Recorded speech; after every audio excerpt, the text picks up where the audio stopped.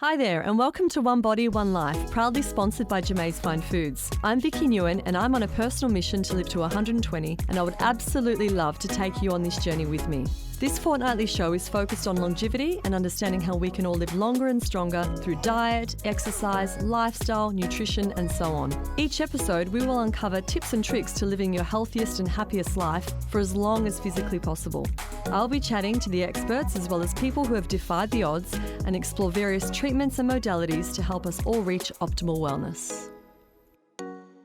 Today I get to speak to Dr. Lottie Valentine, the intuitive physician, evidential psychic medium, medical medium, ancestral healer and award-winning author. In her practice, Dr. Valentine specialises in integrative medicine using her training in nutrition, IV therapy, botanical medicine, acupuncture, homeopathy and pharmaceuticals. But all this aside, what I'm really interested in today is how surviving near-death experiences opened up her psychic ability, and I want to understand what spirit guides are and hear how we can honour our soul journey in this lifetime and really tune into our hearts and inner wisdom. Firstly, thank you for your time. So this podcast is all about what people can do to live a longer, stronger, happier, healthier life.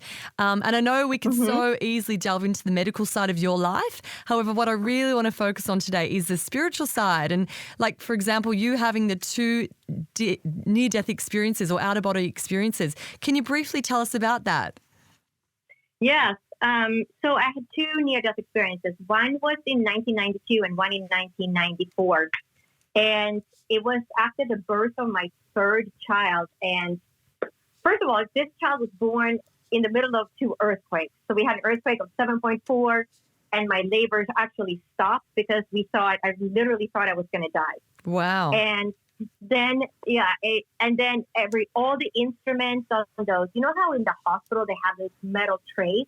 And all the instruments were just, flopping up and down and hitting those trays. We lost all the power in the hospital. And then my labor stopped. And then after about half an hour, and we only had the light of a generator, my labor kicked on and I gave birth to my daughter. And then we had another earthquake at 7.2. And the reason I'm starting with this story is because I thought I was going to die. So most of us have had an experience during our life where we think that this may be the moment that you're going to pass to the other side. You might have been in a car accident or some other kind of accident. And the reason I'm telling you this is because it's very different to have that moment when you think you're going to die and your life flashes before your eyes. So after all this happened in the earthquake and we only had the light of a generator, that was my first hemorrhage.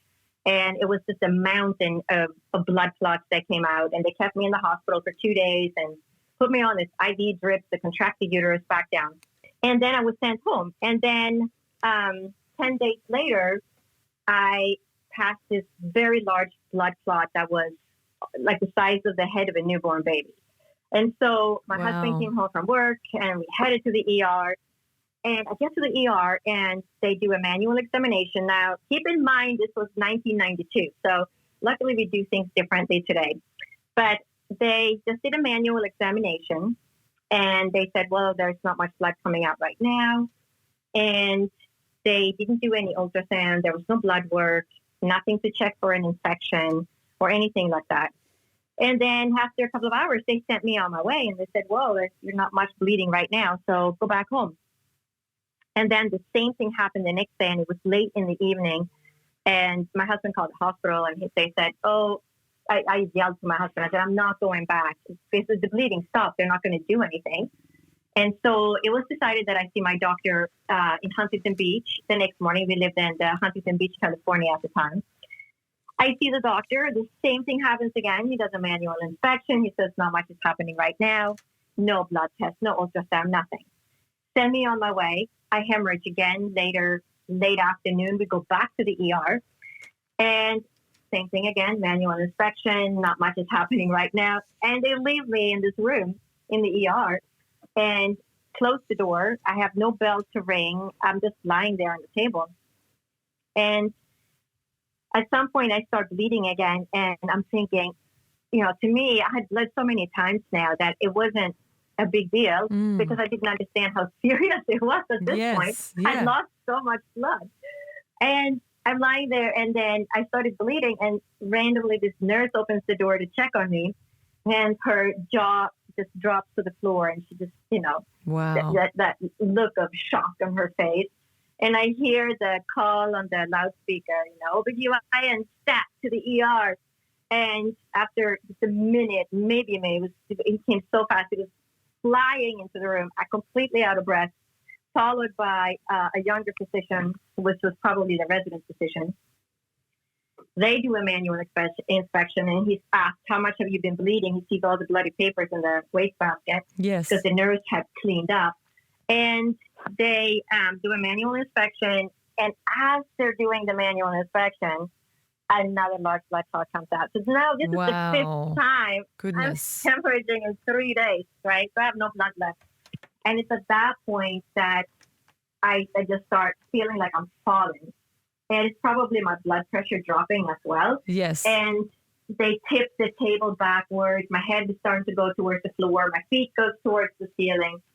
And I have a nurse on my left that's trying to get an IV into my arm. I have a nurse on my right that's quoting my blood pressure. And I'm thinking, what's taking her so long?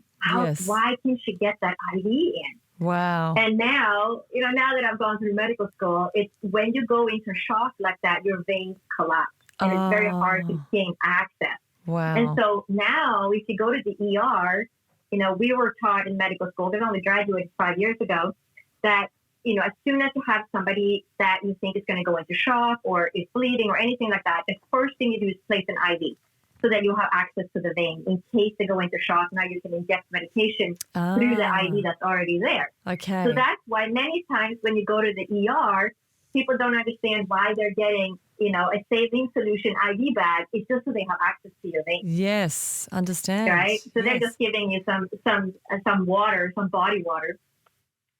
So they didn't do that because I guess in 1992 they didn't do that. And I feel like I'm just falling, like imagine jumping out of an airplane and just falling to the ground. Yes. And as I'm going through this experience, the nurse on my right is quoting my blood pressure.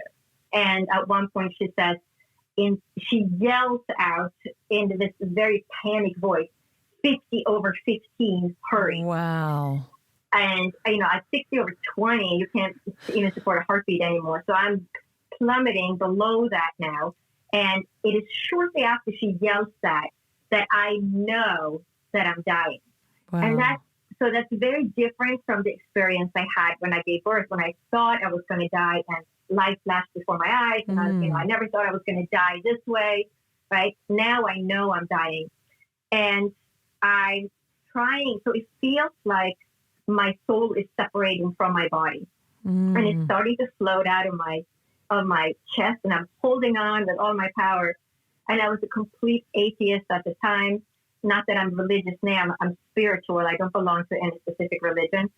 But at that moment, there was nothing left for me than to pray to God. So I prayed to God to save my life. And I say, please let me live. I have 3 children under the age of 6. They need a mother. And then shortly after that, I got pulled out of my body. And now I'm floating, a couple of feet above my body. And there is this, so my first experience was very different from my second. So my first experience, I basically just left my body, and I had been knowing that I had access to all information, and there was no time in the space that I was in. I could access past, present, and future information. And time was just something I experienced when I'm in this physical plane inside my body. And how we age and, past, last year and next year, that didn't exist when I was outside my body. But there was also this unconditional peace, unconditional love. But I also knew that I belonged to my body that was down there on the table. And it is as if you're driving your car to the grocery store and you get out of your car, you go into the grocery store, that's your car, and you're going to get back into the car and drive home. Yes. That's the feeling. So I was outside my body, but I knew I belonged. That was my body down there. Wow. And so it's fascinating how we exist, right? So my first thought, so I was completely conscious, and my first thought was, how can I be outside my body and still be me. So that was the first, So you're completely aware. It's just like you're stepping outside your car. You're stepping outside of your body, but you're still there. But now you have access to all the information, and it's just a whole different state or feeling. So then they saved my life. I was in the hospital for 2 days, and then I was really sick, and I barely have any memories. My daughter was born at the end of June, and they tell me I was just sleeping. My parents were there from Sweden, where I grew up in Europe, and helping with the kids. And I know they changed their tickets twice to go back home. And then my mother-in-law came, and it was September before I was strong enough to even sit up and hold the baby and, watch the kids. And then it took until Christmas. It took me 6 months to be able to leave the house, put the kids in the car, drive 5 minutes to the grocery store to buy a gallon of milk. And I only did it so I could prove to myself that I could get out of the house. Yes. And I had done walking. I would walk one house to the left, one house to the right, and then I'd be exhausted, go back inside and sit down. Wow. Then we all got sick at Christmas. We all got pneumonia, and we didn't have any medical insurance at the time because my husband's company had gotten bought. And here in the United States, we have to wait like 3 months to wait to get your new insurance, unless you pay a really, really high fee for something that's called COBRA, which is an intermediate kind of insurance between your old insurance and your new insurance. Okay. But, my husband was the sole provider, and he had really good jobs and everything. But to pay that, it was astronomical. We were in our early 30s to pay fee for, husband, wife, and 3 children. So I said, no, just forget about it. Just, take this job and everything's going to be fine. I'm getting better. Well, then we all got pneumonia, and everybody, and the boys, they were 6 and 3.5 at the time, and my husband and I, we all got sick. The baby was the only one who was fine. And we were all put on antibiotics, and 8 days of antibiotics. Everybody was well except me. I was just getting sicker and sicker. Wow. So I went back to the doctor, and then they took my blood test, and they came back in the room, and they said, the reason you're so sick is because you have no immune system. Yes. And they said, do you have AIDS or leukemia? And I said, well, I hope neither, because I had refused the blood transfusion back when I hemorrhaged. And the doctor said, well, if I have to give it to you, we're going to give it to you. But if you make blood quickly, then you're not going to feel too good for a while. But the problem was that back in 1992, people who received blood transfusions 5 years later would find out they had AIDS. Yes. We had no way of checking the blood back then. Yeah. So I said, okay, let's just play it safe. If I make blood, I was otherwise, young and healthy. I was super healthy going into this because I had just studied nutrition. I was a nutritionist at the time. So I did everything right. I was eating right. So we figured, a couple of months and then I'll be good to go. Well, so then they said, oh, you have no immune system. And then 3 months later, I get sicker. I start bruising. I have this huge bruises on my body. I get pneumonia again in May. And it was just a disaster. So I ended up having something called a bone marrow suppression. So my body wasn't making enough white blood cells, red blood cells, or platelets. So I would bruise really easily. My immune system was bad, so I would get sick all the time. And I would be anemic, so I'd be tired. Yes. So, and that lasted for about a good 6 years, and especially the first 3. So the first 3 years, I was really sick, and I couldn't stand up long enough to cook a meal for my children. So I had a stool in the kitchen. I would sit on a stool at the stove to make food for my kids. Wow. And I'm 34, 35 years old and was in perfect health before this, going into this. Yes. So I constantly have this feeling of the soul wanting to leave my body. And every day I struggled with holding on to the soul and just saying, no, we can't leave. We have to stay. Wow. And, and it might be a combination. I always joke that it's a merging problem. The soul did not merge back in correctly. It didn't, so it's like when you lay a puzzle and a puzzle piece sticks up and then at the end you have to flatten it. It's that kind of feeling. So my soul is this puzzle piece that's sort of sticking out from my body, and I'm constantly patting it to put it back down, right? Yeah. So I had that feeling for a long time, and I would put my knee on the floor, and to tie my children's shoes, I would get a bruise on my knee just from having my knee touch the floor. Goodness. So my platelet count was very low. Yes. And so anyway, so all this was going on, and I would wake up at night and feel like my soul is going to leave, and I would say, no, I can't leave, and I would, pull my legs up, take my head off the pillow, do all these things. And then, so this is how my second near-death experience happened. And for a long time, I struggled with, well, I don't know if it's a near-death experience. How can I prove it's a near-death experience? I wasn't in the ER, or there wasn't a doctor around to tell me so. Is it a spiritually transformative experience or a near-death experience? And then finally I came to terms with it, and I said, well, it really doesn't matter what you call it, because the only thing that matters in the end is the experience that you had, right, and how it changed you, right? And so that's what I talk a lot about in my book, because people have spiritual experiences all the time, and sometimes they're afraid of sharing them because they think that, people are going to think they're crazy, or, they're not sane. And I thought that when I had my first near-death experience in the hospital, and the nurse the next morning asked me, did anything unusual happen yesterday in the ER? And I just looked at her and I said, nope, nothing at all.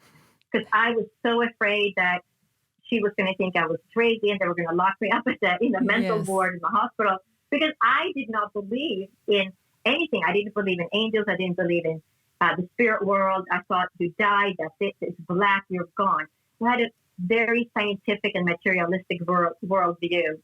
And, I started having these experiences even the day after my first near-death experience. I heard my sister-in-law, who had passed away about a week and a half earlier, and I knew she was in the left corner of the ceiling in my hospital room. And she said, everything's going to be okay.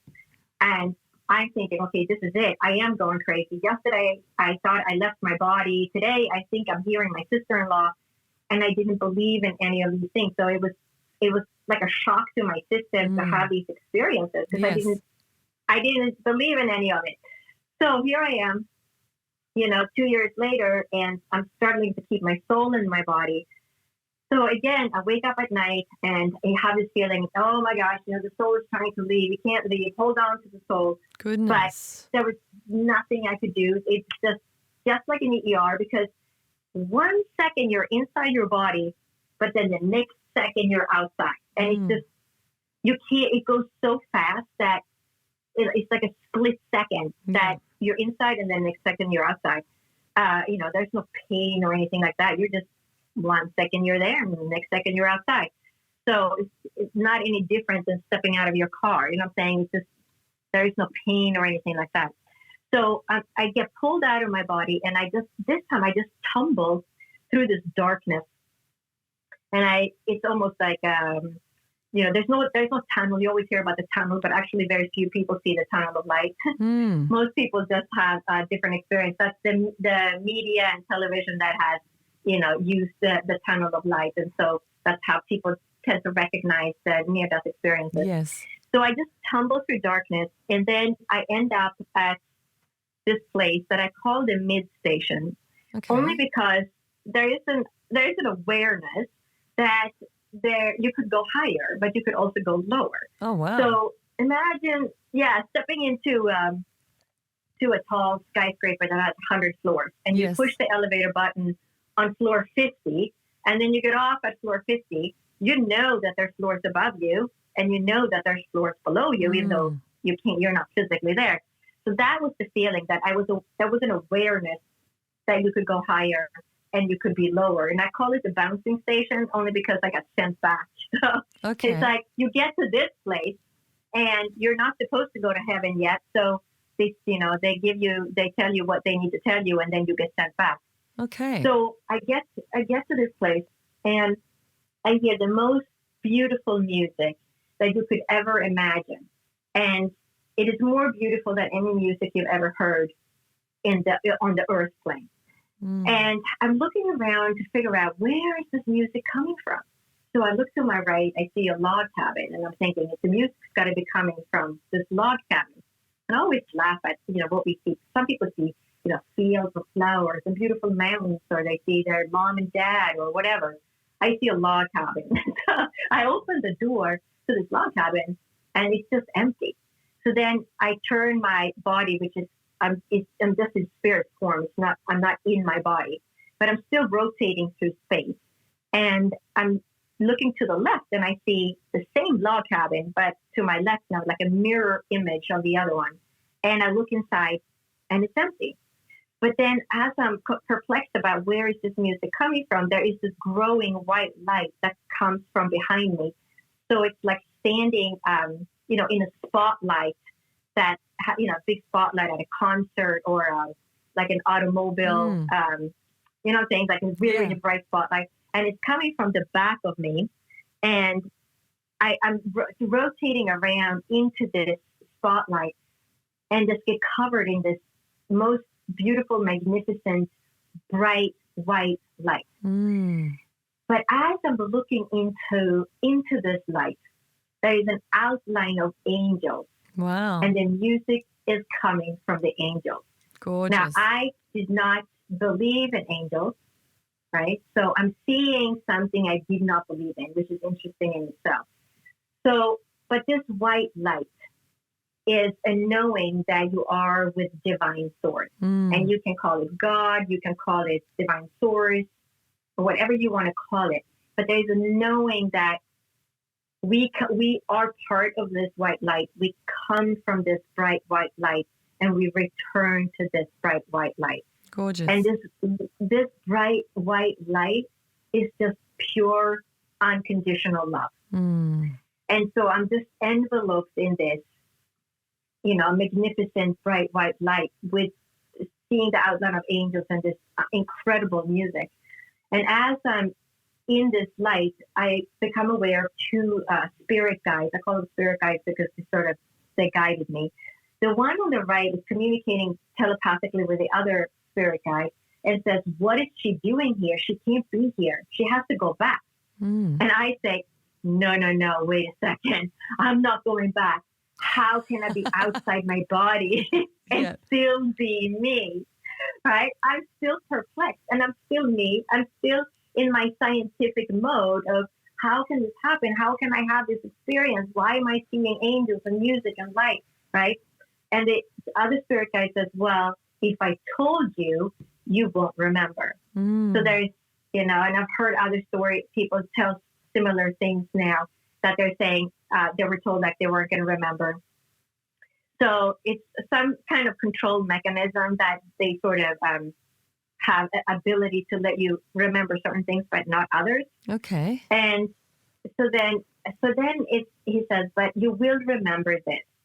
And then it's like images sort of just appear, it's just like magical, like a movie screen appears in front of you. And it is as if I'm standing on the moon now and I'm looking down on the earth through outer space. Wow. But around the earth, there is what I called back then in 1994, a silvery, glittery fishnet, because it was this diamond-shaped net, or now we refer to it as the grid. Yes. Now that we have internet. Back then we didn't have internet, so we couldn't Google these things. Yeah. And to me, it looked like a fishnet because I grew up in Northern Europe in Sweden, and I would lay fishnets in the ocean with my grandmother. Okay. And when she lifted up these fishnets in the early morning sun, they would sort of glitter and sparkle in the sunlight. Yes. And he said, everything on earth is connected to each other. But everything on earth is connected up to this grid. Okay. And with that information, I got sent back. Wow. So my whole life has, this happened, 28 and 30 years ago now. And it literally took me a quarter of a century to really start to understanding the impact and how we as humans fit into this whole universe, not just the earth, and how we are, part of the earth, and we are connected to each other as humans, but we're also connected to plants and we're connected to animals. And we truly are resonating and it's training and synchronizing with all that is. And part of that we do through our heart because we have an electromagnetic field around our heart. And that synchronizes and trains with everything else. And, our emotions and all of that, we line up with other people. Incredible. So my whole life since then has sort of, been guided by this experience. So the whole trajectory of your life thereafter, I guess, was never the same, really. Right. No, of course not. So everything changed because, I was a complete materialistic worldview scientist, and now I work with the spirit world. So now I was guided then by the spirits because for a good 12 years, so for the 12 years after these experiences, I would constantly get messages. I would have loved ones pop in that had passed away to tell me they passed away, and start seeing things before they happened. I thought we were going to be in an accident. And so this an intuitive clairvoyance, clairaudience gradually kept increasing. And I wanted proof. So they had to give me a lot of examples. Because every time something like that would happen, I would just say, oh, it was just a coincidence. Yes. It can't be. And so it took me a really long time to integrate it and really learn every time when you get a message from the spirit world, there's nothing I can do to change it. Yes. And I just have to trust it. Interesting. And because that's how it is. Yeah. And so now I work with the spirit world. So now I work as a medium. I'm a psychic evidential medium. And I trained at Arthur Findlay College in England, which is the world-renowned college for psychic science and development of mediums around the world. Wow. How interesting. So I trained there. So now I split my time. I work as a physician 2 or 3 days a week, and I work spiritually with people 2 or 3 days a week. So I work as a medical intuitive because I just see things. I just know things about people. They show up on my screen, and I'll say, I know this is what you have. And they just stare at me. How did you know I had that? Yes. I said, I don't know. My spirit guides just tell me. It's incredible. So many times, so I work as a medical intuitive a lot with people from all around the world. I have worked with a lot of people in Australia and Europe, United States, Canada. And also I do mediumship readings and psychic readings. And those sessions I call wholehearted sessions because we go, all around something. Many times it's a combination of people are at a crossroad in their life and they're trying to figure out what to do. I don't know, my kids have grown up now or they're almost grown up and I want to go back, but I don't want to do what I used to do. And do you have any insight? And, I'll say, well, I see this and this and this in you, is this true? Interesting. And then, the things just come to that. You sound like the ideal doctor to see because half the time, half the battle is trying to decipher what the condition is a person is suffering from, right? It's through the diagnosis can be often quite a tedious process. But if you've got the spiritual side and the clairvoyant side as well, it's like you've got an advantage there. Yeah, and yes, it is really interesting, because you'll get this is my life path. This is why now I understand why I had to have these experiences because I couldn't just be a regular doctor because I had to have this spiritual side to it. But it's interesting how many people are misdiagnosed or just struggling with different types of conditions all around the world, right? So, I love to help these people because I can work with them on my spiritual side. So it doesn't matter what country you live in. And we can talk about, tell me, what's going on. And they'll say, well, they did an MRI, they did an ultrasound, they did all these different tests. They say nothing is wrong with me. And I said, well, they're wrong. Exactly. This is what you have. And the thing is, it will always be something weird. The thing that you have doesn't show up on an MRI or ultrasound. But the problem is that we think that doctors know everything. And after going through medical school, I realized how little doctors know. Absolutely. Right? All right. And medicine is really an art, but people think it's a science. You go to the doctor, they tell you what's wrong, they fix it, they give you a prescription, they give you something. But many times, doctors don't even know what it is. We don't have the correct training because when you go through medical school, we are trained as general practitioners. And then if you're going to work with cancer, then you become an oncologist. If you work with skin, you become a dermatologist. If you work with kidneys, you become a nephrologist, right? And so we have all these specialties. Now, each of these doctors that have a specialty So you go to the kidney doctor, and the kidney doctor says, well, there's nothing wrong with you. You go to the next doctor, and he says, there's nothing wrong with you, Yeah. right? Because each of them just look at their tiny part of the That's body right. that they know. Yeah. And sometimes it's more complex than that, or people will have conditions that are, more chronic and they're not typical. You don't have one of these 20 conditions that most people have. You have one of the other 5 that usually we don't have any tests for yet. There has been no research done on these. But people think that, they go to the doctor, they should get an answer. But many times on many diseases, if there's no money in making money on the disease, if the disease is unusual, and let's say only 5% of the population get this disease, no pharmaceutical company is going to spend money doing research because there's no profit for them. Of course. Right? So there's no profit in creating a medicine or a drug for that. And we don't get the research for it. Yes. So, and that's common with these people that, end up in my sessions. They have sometimes, sought medical care for many years, and they're told that there's nothing wrong with you. And then, sometimes there'll be some condition that, of course, I know about, and that's why they were guided to have a session with me, because the spirit world is like, go have a session with her. She knows what it is, Yes. right? Yeah.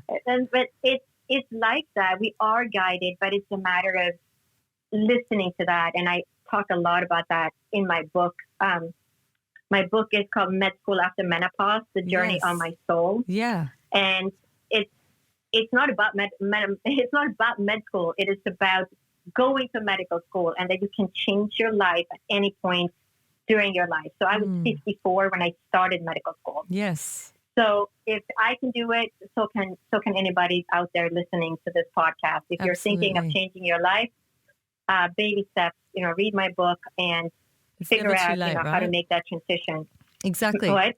It's never too late. Yeah. It's never too late to change your life. And I take them through, a journey through my book of my own life, and then I have little messages at the end of each chapter to help people incorporate this knowledge that, everything I learned from my near-death experiences of how to live life and how I see life, to help other people live their life to their fullest potential and know that everybody has intuitive abilities. Everybody has psychic abilities, mediumistic abilities. Everybody's not going to work as a medium, but we all have these capacities within us. Yeah. And it's a matter of learning that. But there seems to be a common theme with people who do possess mediumship or spiritual psychic gifts, that they've either had a near-death experience or a shocking experience like that.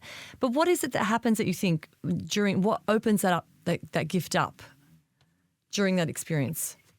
I think it's just different for each people. So when I have been to Arthur Findlay College in England many times, and many of my teachers over there, when they read me, say, oh, you were born medium. And in the beginning, I would say, my scientific self would be, no, I wasn't. Okay. Challenging my teacher.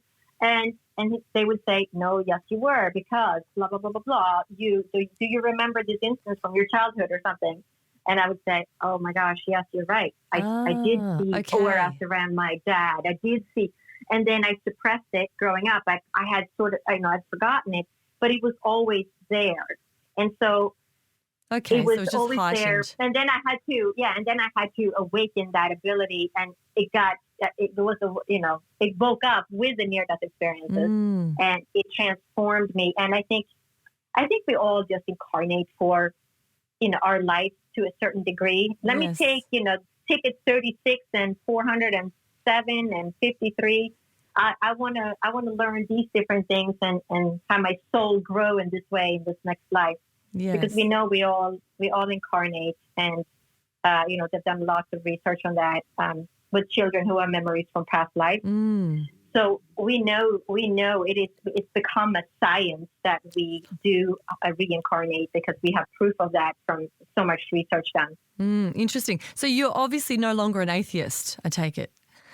Yeah. No. So yeah. So I'm not religious. I can't make myself fit into any religion, because religions are too limited because the divine source is greater than any religion. It's the religions Understand. themselves are limiting because Well, it's a business side of it, isn't somebody it, really? wrote that. Yes. Yeah, Yeah. somebody wrote that. Somebody decided what gets to be included in the Exactly. different religions, and they were mostly men. Yes, yes. So there is, we have that going for us women, that a lot of those religions were written by men, Mm. if not all of them. I have never really studied religion, but we do know that, and I feel that religions were created to help people become better people, Mm. and there's Yes. time and place for that, and Yeah. religions still do that, and it creates a groups of bonding, and people go to church and they meet other like-minded people, Yes, yeah. and they do good in the world, and they contribute to society. So they do good things. It's just, for me, it's too narrow, because for me, having had this experience, it's greater than that. Mm. I'm very spiritual. I believe in divine source or God or whatever you want to call it. We are creatures of the universe, and we are all connected. We're all one. Yes. Yeah. Absolutely. So you, after these experiences, you became clairvoyant, clairaudient, is that right? And clairsentient. So how do you say that? Mm-hmm. Sentient. Yeah, clairsentient. Mm-hmm. So tell us about what's the difference with those three and what are spirit guides? Yeah. So when you're clairvoyant, so when I work with people, I usually see images. Most of my information comes via images, and so that's Okay. clairvoyant. Yes. And clairaudient is when you hear things, and Understand. sometimes I'll hear. Sometimes when I work with people, I'll hear a diagnosis code. Then I'll tell the person, not working as a medical intuitive, I'll say, my spirit guide's telling me this diagnosis, this is the disease you have. Okay. And has anybody ever told you have this? And they say, no, nobody has ever mentioned that. Or yes, some doctor told me that. Maybe I have that 5 years ago, right? And then I'd say, okay, well, with this disease comes these symptoms. Do you have any of these symptoms? Yes. And then they say, yes, I have every single one. I say, Wow. well, then that's it. Yes. So then many times I'll hear, so that's clairaudient. And then clairsentient is when you feel things. So sometimes when I scan people, I feel things in my body. Mm. Or when I work as a medium, many times I have, when I work as a medium, asked, how did you pass? And then I'll have pain in my chest, or if I have like a pain in my breast, I know that I had breast cancer. And so sometimes I feel it in my body, or I Wow. feel where the client has blockages. Yes. So I'll say, I'm feeling like there's something in your stomach, your digestion is really off, and you have problems with digestion and heartburn and bloating and all of those things. And there's, yes. So Yeah. sometimes I'll feel it, sometimes I'll hear it. And I would say 80 or 90% I see images. I'm given images to interpret those. Interesting. And what are spirit guides? So we all have spirit guides. Okay. Every single one of us has spirit guides. Yeah. And we have more than one, but so this is so funny to me, because I went through, first half of my life not understanding I had spirit guides with me the whole time. And they're there to help you. And so if you, you're trying to solve a problem, you need help with something, ask your spirit guide, just lie down on your bed as you go to bed at night and say, hello, spirit guides. You can just say it telepathically in your head. I know you're out there. I can't hear you, and I don't know if you're there, but I need help. Mm. So if you could help me, with this, or, help me, create healing for my headache. I've had a headache all day. Can you please help relieve my headache? So you can ask your guide for help, but, you have to ask them. In order for you to get help, you have to ask for help there, because we have free will in this dimension. And so they will not interfere unless you ask for help. Yeah. But we all have this spirit guide. Sometimes it's a relative, a relative, a parent or a grandmother. And sometimes it's the spirit guides that come in and help you with certain things because they're really good at it. So when I was writing my book, I had been to, was it right before, I was doing an outline. So the first time I was there, the second time, so this is probably my second time there. And it was right in the middle of writing the book. So it must have been the second or third time to Arthur Finney College. And a teacher, I had a reading with one of my teachers, and she said, oh, you have you're writing a book, and there's somebody that's helping you with that. And I said, yes. And I knew, but I wasn't developed enough yet. I knew that there was somebody there that was helping me, and I was communicating with that spirit, but I didn't know who it was. I could not, had not learned how to, identify them or connect with them or have communication directly with them. When I needed to, I would just sort of get messages, dropping in on me, and I didn't know who it was in the beginning. And I said, yes, there is somebody that's helping me. And I didn't know who it was. And she said, oh, this man is a man. And he died. He was too young when he died, and it was very sudden. And he had a degree in English. He was, he wanted to be an English professor or something. And I said, I know exactly who that is. That is my brother-in-law. Wow. And I didn't know. And he was an English major in college. And he died in a car accident in his 40s. And so right away, I then knew that it was him that was helping me with my book. And he was the one. I said, what am I supposed to write about? And then the spirit would just come in and say, write about blah, blah, blah. And I said, okay. And then I would start writing. And then the next day I would say, what am I supposed to write about? You write about this. Okay. Like, what is it that I'm supposed to teach the people? Because that was messages that came in and said, you have to write a book. You are to write 2 books. No, wait, 3 was the message. And that is a message I've received from 4 different professional mediums. And after I received them myself back in 2004. So, so it's been quite a journey, but it is, we all have this ability within us, and we can all learn to tune into that. We are intuitive creatures. It's just a matter of not saying it was a coincidence. Write it down on the pad, write it down on your phone, because then later you can go back and say, it wasn't a deja vu. Yes. Right? Yeah.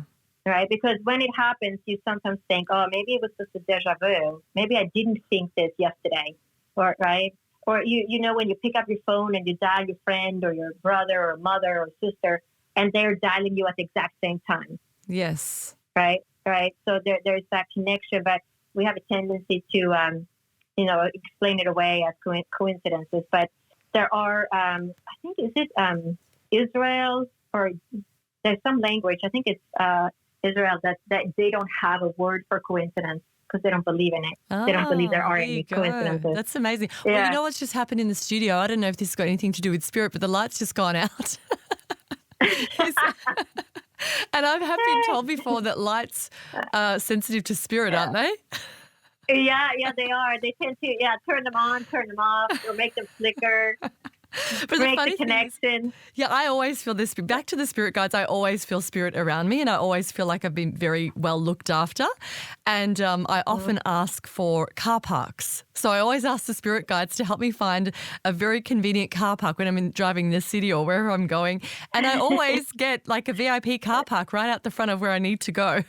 So yes, because they're right there. They're helping you. They're like, go over there. Yes. First row. Yeah. There's the spot just for you. Exactly.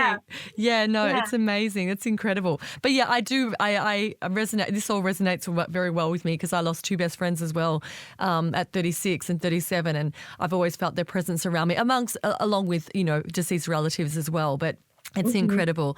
But tell us, so your book, so you won first place in the category of spiritual leadership in August 2021 for your book, From Living Now. Yes, I won the gold medal in the spiritual leadership category from Living Now Book Awards. And Fantastic.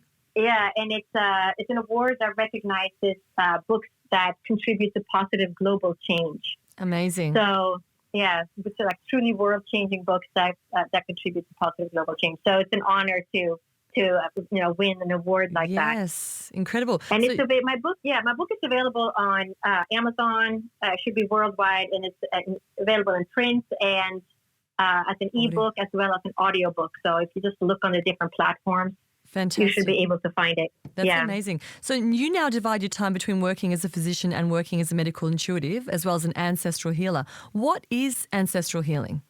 So ancestral healing is something I actually trained in after I graduated, but it's become a merging of when I work.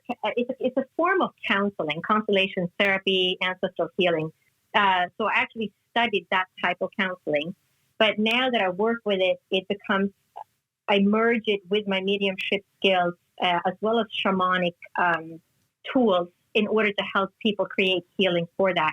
And when you look at, if you look at it in the sense of counseling or psychotherapy, kind of, more Western, the way of looking at it in the Western medicine world, then they have done research, and I would say that some of the best evidence yet for the inheritance of memories and traits across generations was from a study that was called Epigenetic Inheritance of Ancestral Odor Fear Conditioning. That was done back in 2013.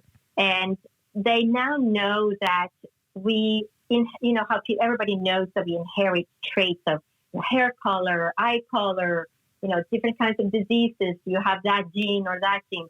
But we also know now that we inherit trauma experienced by our ancestors. Yes. So they've found specific genes, so the FKBP5 gene and some other genes that actually transmit traumatic experiences. So if your grandfather fought in the war and then he survived and then he had kids and then, now your dad is that child from your grandfather. Now you're the daughter.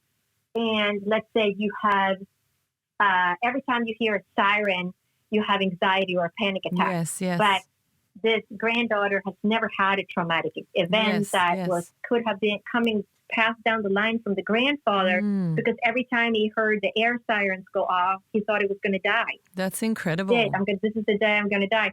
And so he flipped his genetic markers, and every time you hear the siren, you have a panic attack. You think, oh my gosh, this is it.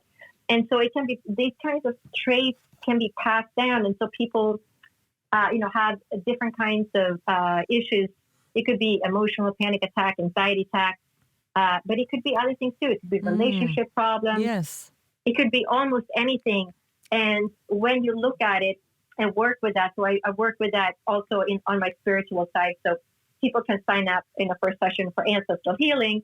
And many times people sign up for medical intuitive, which then becomes ancestral healing. Yes. Because we just go, it doesn't really matter so much. The cost of my sessions are all the same. Yes. And so sometimes, we start as a medical intuitive, and then after 20 minutes, this is ancestral. I just get from my spirit world and what they're saying with the training I have and the spirit world together.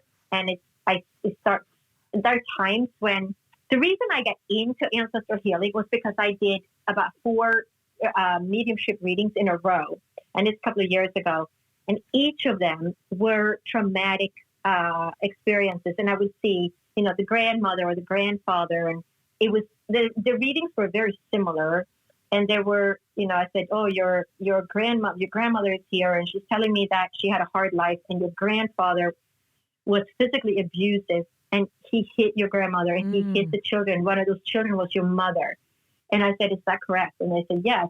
And I said, then your mother married your father, but he was just like her father. He was also abusive. And so your father was abusive towards your mother, and he was abusive towards you. Wow. And so that's how it started. I had several readings like that. And then, so that's what led me to actually study, this form of counseling, so that I could sort of dissect it. Because I was like, what is it with getting all these readings? And they're so similar. And why am I seeing all this abuse all of a sudden? And then, so that's how I got into it.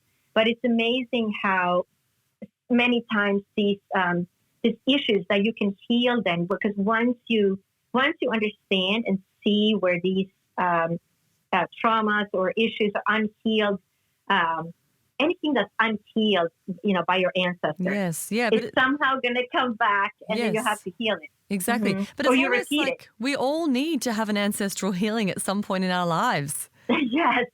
It should be just mandatory. I agree. You reach 21 or 20 or whatever. Because it's going to present itself, right? At some point. Yes, because I said that ticket that was in your grandma's bucket, and then it was in your it was in your mom's bucket. Your mom didn't resolve the issue, and so now that ticket is in your bucket. Yes, and here's your chance. And you were guided to come see me, and then now we can, work in resolving this and create healing for that. Yeah, amazing. Yeah, it's fast. I love that. I just it's so fascinating, and it's so rewarding to create healing. Because it can be not just, emotional problems or relationship problems. It can also be physical problems. I've seen people get the exact same disease even that their mother got at the exact same age. Yes, It's exactly. fascinating. Amazing. It's like the ancestral clock that just repeats itself in the next generation. Correct. Unresolved gets passed down. So, Yeah. if you were at the dinner table as a child and said, why do we never talk about, Uncle Bobby? And your mom says, we don't talk about Uncle Bobby, and that's it. And you don't know anything about Uncle Bobby. That is probably going to be in somebody's bucket because that Uncle Bobby did something. Yes, yes. It was, anything that's swept under the rug Yes. and never talked about, never healed, that's what's going to come back. Yeah. And it's interesting. unhealed. So it's in somebody's bucket. Totally. That's so interesting. Mm-hmm. And so can anyone become a psychic or a medium? I think that we all have psychic and mediumistic and intuitive abilities. And I think that everybody can develop it. Everybody is not going to be, a big famous medium or work as a medium. But I think that everybody can, develop their skills and become more intuitive and more mediumistic. I think we can all get messages, from our loved ones in the spirit world if we just tune in. Yes. Okay. You might not be the person who's going to sit down and do a reading for somebody else, but you might be the person who, yes, I'm going to tune in. Oh, I know my grandmother was here this morning. I know my grandma told me that my car keys are in the top drawer or in my backpack, or, you know what I'm saying? Yes. Like, people have this ability to tune in. I think most of us do that if we just give it a chance. Yeah, absolutely. Actually, my younger sister has got the ability and she speaks to spirit, I guess, and helped my grandmother when she was passing away to pass over into the next world. And it was quite a beautiful experience for my mum to experience as well. But yeah, it's just incredible how, so many people go through this life not believing in spirit or not having firsthand experience. But like you say, I guess it's just being open to it and having the time and space to I guess, welcome it into your world in a sense. Mm-hmm. Yeah, I mean, I know myself before my first near-death experience at 34 and then my second at 36, I did not believe in any of this. If somebody had told me, I would have said, oh, they're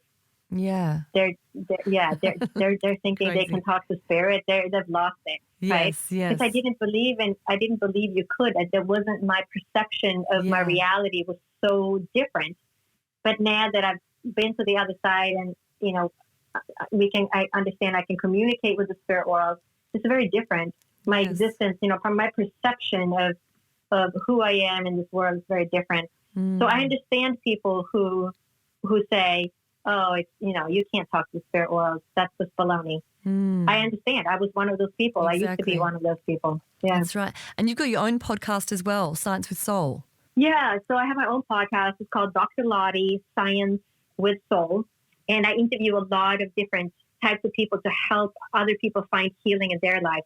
I interview, different mediums from around the world, shamans, different types of physicians, healers, acupuncturists, anybody who can bring a different perspective to help people heal anywhere in the world. Beautiful. By bringing information. Yeah, because many times people don't know what type of treatment to seek, or they don't even know some of these doctors exist, or some of these, exactly. They just go to their regular doctor. And, they don't even know the difference between a neurologist and a functional neurologist, or, a regular physical therapist, or somebody who specializes in, gynecological issues and UTIs and things like that. So there are many different treatment modalities that I try to expose people to as well, just to help them find healing, for their own lives. Yes. Interesting. And people who have had near-death experiences and are just fascinating people. My podcast is very varied. Anybody who can help bring some kind of healing, spirituality, or grow people's consciousness, open people's minds up, change their perspective.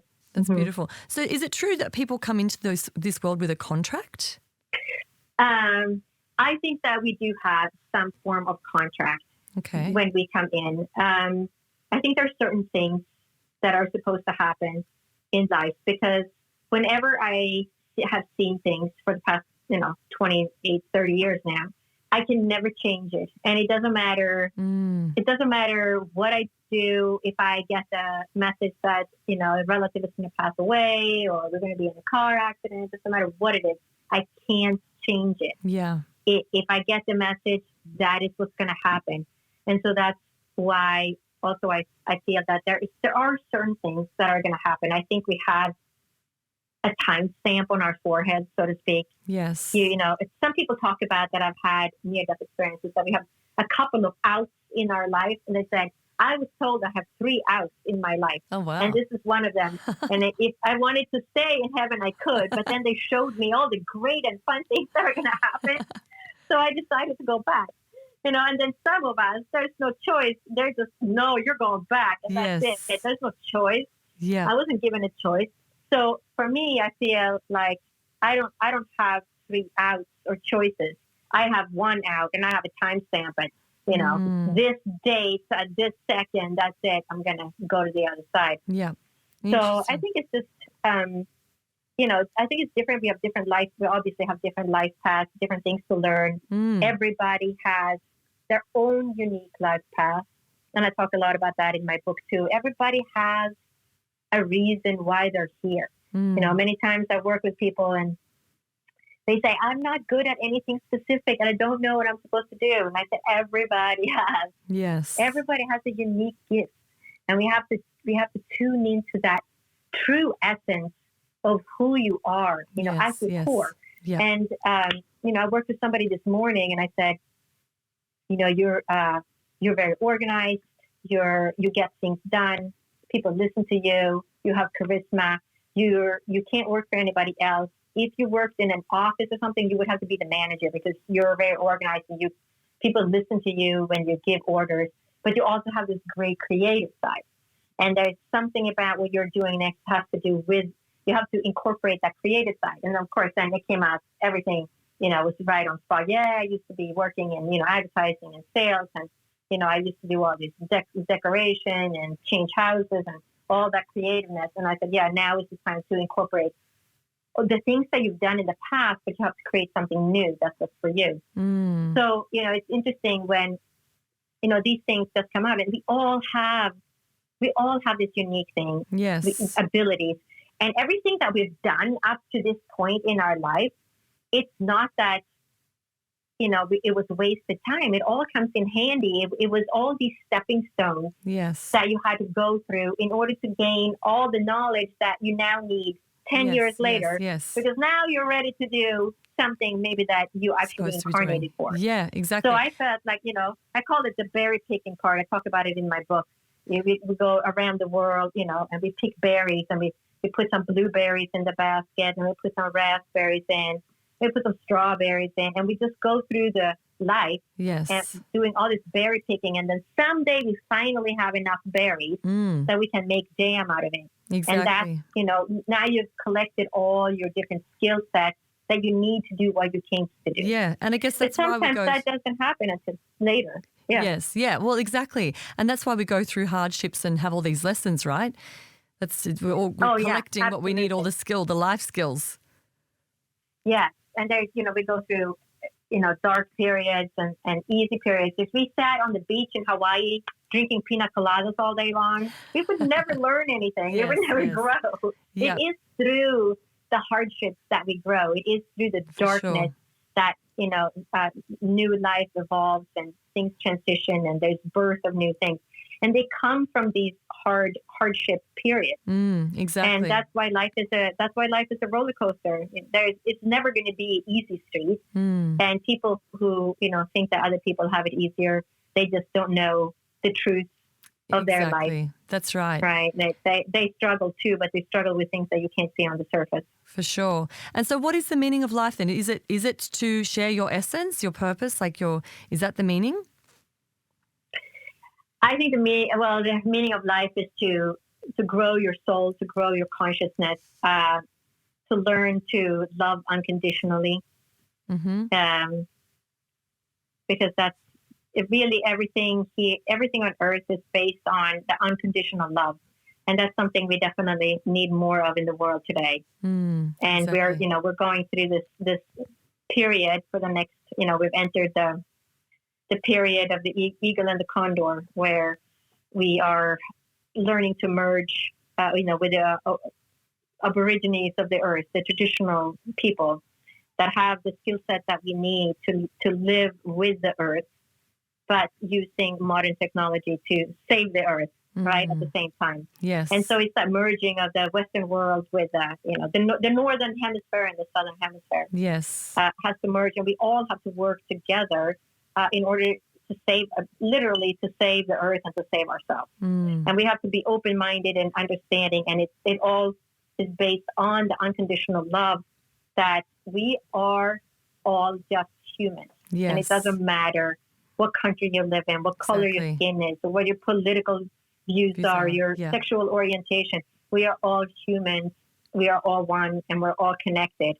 And that is something that resonates very strongly with me from my near-death experiences. Yes, yes. And is that your message for the audience today about the fact that we're all connected? I would say, so my book ends with that we are all connected. We are all one, and it is all divine, and so are you.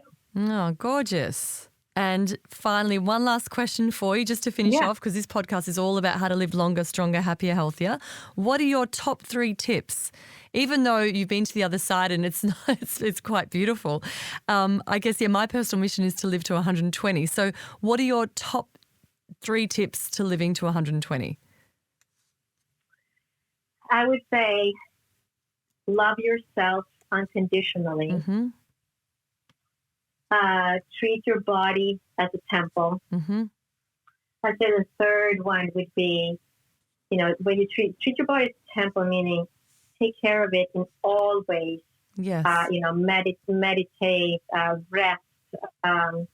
Be kind to your body. Be kind to yourself. Yeah. And eat. I would say the third thing would be to eat healthy foods and feed it. Your body wants to be nourished. Yeah. It doesn't want to be fed junk food and sugar and things like that. It wants nourishing foods that comes from the earth. Yes, exactly. Organic, clean, healthy foods. Gorgeous. And how can people work with you? So I have 2 websites. The one is drlotte.com, drlotte.com. Mm-hmm. And the 2 websites are connected, so you can go back and forth between them. So if you only remember one, that's fine.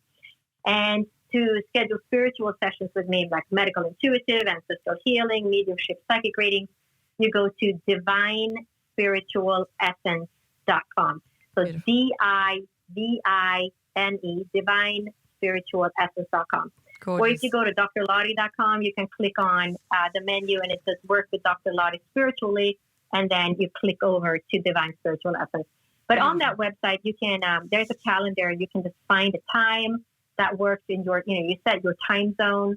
So if you're in Australia, you set the time zone as Australia, and then the times will show up in your time zone. Fantastic. And if for any reason, I try to set my times so that I can work with people. I work with people many times in Australia and New Zealand, and as well as Europe. So I try to set my times so that they fit, because United States, they're always going to fit. So 10 in the morning is, evening in Europe, like 6 o'clock in the evening, and 3 o'clock in the afternoon here in the U.S. is usually, 8 or 9 o'clock in the morning in Australia, New Zealand area. So you make it work. So, if for any reason you're in some weird time zone and you can't find a time, just email me and we'll work it out. We'll find a time that works for both of us. Fantastic. Thank you so much for your time. I can't wait to check out your book, Med School After Menopause, The Journey of My Soul, and also for the listeners as well, your podcast, Dr. Lotte, Science with Soul. Check it out. Thank you, Dr. Lotte. We appreciate your time. Thank you for sharing your experiences and your wisdom. Greatly appreciate it. Thank you so much for having me as a guest. You're welcome. Thank you. Have a great day. Thank you. All right. Bye-bye. Thanks so much for joining me today. I really hope you enjoyed this episode as much as I did. Don't forget to subscribe to this podcast and follow me on our YouTube channel, One Body, One Life, to see more inspirational videos to help you reach optimal wellness and longevity. But until next time, don't forget, you've got to nourish to flourish.